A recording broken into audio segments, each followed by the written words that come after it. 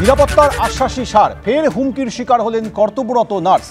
আরজিকর মেডিকেলে নিহত ডাক্তারের পরিণতি হবে এমন হুমকি দেওয়া হয়েছে বলে অভিযোগ। এবার মালদার চাঁচল সুপার স্পেশালিটি হাসপাতালে এই ঘটনা ঘটেছে। হুমকির শিকার হয়েছেন কর্তব্যরত এক নার্স। প্রভাব খাটিয়ে চাকরি খেয়ে নেওয়ার হুমকির অভিযোগ উঠছে রোগীর আত্মীয়ের বিরুদ্ধে।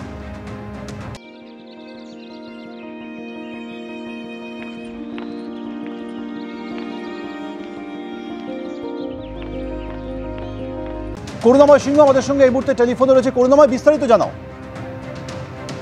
দেখো, মালদার হরিশ্চন্দ্রপুরে এক বাসিন্দা, চাঁচল সুপার স্পেশালিটি হাসপাতাল, সেই হাসপাতালে রক্ত অল্পতা নিয়ে চিকিৎসাধীন অবস্থায় ছিলেন। যেটা অভিযোগ, গতকাল রাতে তার আত্মীয় তার সাথে দেখা করতে যান এবং সেই সময় কর্তব্যরত যারা নার্স ছিলেন তাদের সাথে বিবাদ বাঁধে এই রোগীর আত্মীয়, এবং সেই সময় এই রোগীর আত্মীয় কর্তব্যরত নার্সদেরকে হুমকি দেন বলে অভিযোগ। একদিকে বর্ণবিদ্বেষ মূলক যেমন আচরণ করা হয়, পাশাপাশি কিন্তু আরজিকরের পরিণতি করে দেওয়ার হুমকি দেওয়া হয় নার্সদের। এই ঘটনার পর আতঙ্কের সৃষ্টি হয় হাসপাতাল চত্বরে, এবং তোমার বলে রাখি যে পাশাপাশি উত্তেজনার সৃষ্টি হয়।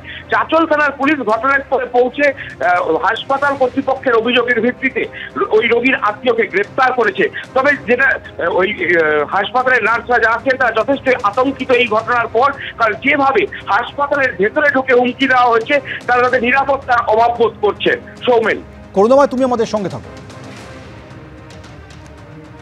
নিরাপত্তার আশ্বাসী সার, ফের হুমকির শিকার হলেন কর্তব্যরত নার্স।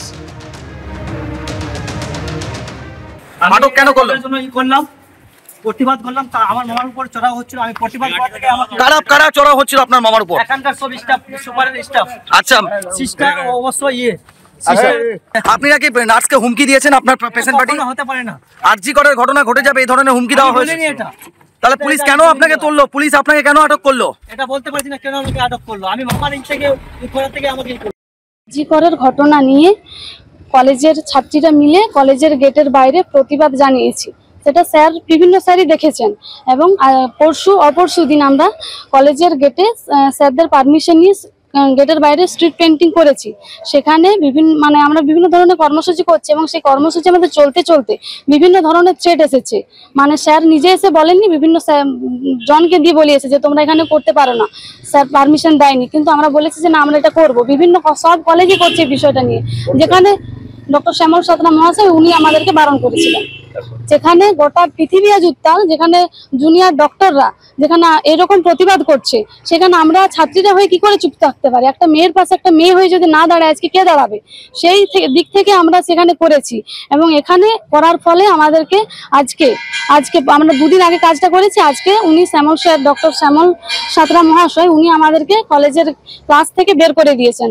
আমরা যখন জিজ্ঞেস করি যে স্যার কি অপরাধে আমাদেরকে ক্লাস থেকে বের করা হচ্ছে, উনি বলছেন তোমাদের কোনো কথা শুনবো না, তোমরা বাইরে আন্দোলন করেছো, বেরিয়ে যাও ক্লাস থেকে।